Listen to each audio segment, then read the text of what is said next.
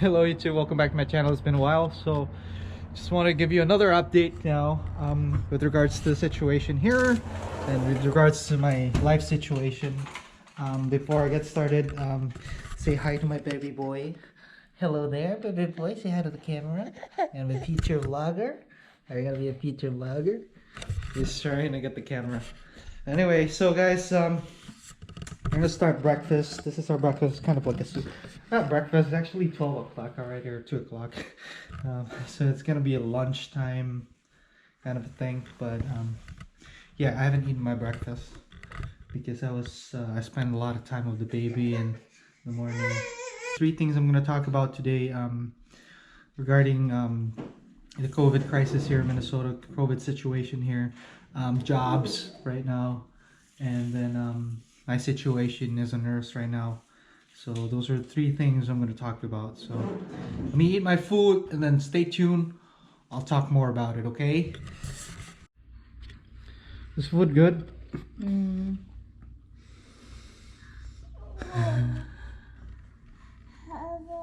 food now. Alright, we're done eating, guys. So we're going to go outside for a walk again. I guess this is all we got to do. Because there's barely work. My wife's only working full-time right now. I'm down to like almost part-time right now because of the situation order, which I'm going to be talking about later. And yeah, I'm pretty excited to tell you what's going on about the situation. And then maybe I can answer some of the questions today. So guys, it's really windy out here. It just adds up to the cold. But so, this is the time of the day where I go out and jog or bike because there's not a lot of people, especially weekdays. I barely go out during the weekend because it's tempting to go out during the weekend, especially if it's nice, but usually parks are really packed during those days, and so I don't, we've decided not to do that anymore. But anyway, going back to the story, guys. So I told you earlier about I would talk about situations here in Minnesota, about my job and the job situation, my situation. So first of all, situation's still kind of like flat here. Minnesota has the least infection rate per capita of all other states in the United States. We're doing a really good job in kind of containing this virus and kind of like controlling the infection rate, which is good for everyone else here in Minnesota. Yeah, it's really awesome, makes me proud of living here. Now the governor is really proactive, and we're blessed with a very proactive governor. He did everything he could to slow down this rate of infection, and so a lot of Minnesotans really like him, including myself. The only thing is that he's extended the stay-at-home order. I had to pause it, guys, it was so windy. But anyway, people are out of jobs. A lot of people have been laid off from their jobs, reduced their hours. The good thing is the Minnesota government has enough funds to supplement everyone here. And so if you're out of job right now, then you can apply for unemployment. And if it's caused by COVID, so what happens is that when you apply for unemployment, they kind of give you $400, I think, at least $400 to $600, depending on how much you make. So it's 50% of what you make in a weekly basis. So let's say you make $1,000 in a week, it's $500. So now if it is because of COVID, most of this job loss is because of COVID. So if it's because of COVID, then they add another $600 to that amount. So now you have $1,100, which is really good. And they supplement you that for 26 weeks. It's kind of nice because it's like 6.5 months. No job, but you're getting something. And also on top of that, there's this stimulus check, $1,200 for each person. A lot of my coworkers already got their checks or their money deposited to their bank accounts. I have not gotten mine because I'm not a direct deposit. So what's gonna happen, they're gonna send it through the mail, I think. But yeah, so that's kind of nice. I'm kind of jealous with some of my friends because they already got theirs. So it's kind of nice to have something like this during these times, like during this times of pandemic. At least you have something to you know, be able to rely on. Although it's not that much, but at least it's something. Alright guys, so back to the story. So I'm sorry guys, I had to stop over here because it's really hard to talk while biking, and plus it's really windy, so my voice gets really muffled with the wind. Anyway, so I want to talk to you about the situation at the hospital at work right now. So this has never happened before in the history of the United States, nor in the history of Minnesota. And what this is that they've closed 5 units at the hospital, and that's because they're preparing for this COVID surge that is coming up pretty soon. And so they've, you know, preserved those units for now and kind of put some of the nurses temporarily off of the work. And that's really sad, so, because now they don't have a job and they don't know when they're coming back. Or if they're coming back now, they're going to be working with COVID patients, and you know, some of these nurses have been reduced their hours. Like me, they've been calling me a lot lately and telling me to just stay home.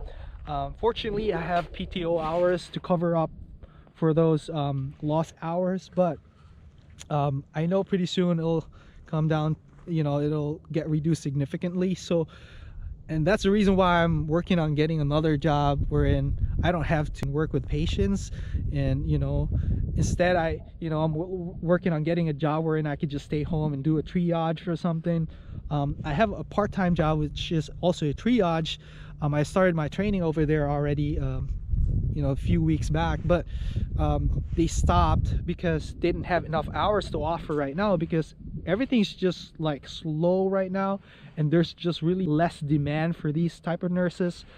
It's kind of a mixed situation. It's kind of confusing when you think about nurses. They're supposed to have more jobs right now because there's a lot of infection happening right now, but it's ironic because some nurses are getting laid off and stuff and reduce their hours. But that's only temporary because, you know, this is kind of nice, even though the situation is pretty bad for some people because they're being laid off. It's kind of nice because this is what the governor is doing, and it's really good. A lot of people like the governor because this is his tactic, because he doesn't want Minnesota to experience what New York experienced. What happened to New York before was that they were expecting a lot of infection. That's why, you know, as soon as the surge came, their hospitals got filled. They were bombarded with a lot of patients with COVID. They weren't fully prepared, didn't have enough PPE to wear. Patients were needing ventilation and stuff, and so they were just really bombarded. You know, fortunately Minnesota has not come to that point, and we're hoping, we're praying that we never will. Minnesota so far, if I haven't mentioned, but Minnesota has the least infection rate per capita in the whole United States. Out of the 50 states, we have the least, and we're proud of saying that. And I'm really proud that I live here right now, and I'm really proud that I picked this state. This is what I've been telling you guys in my previous videos back then, to pick the right state for you, because the state that you live in matters. It really matters. It really does.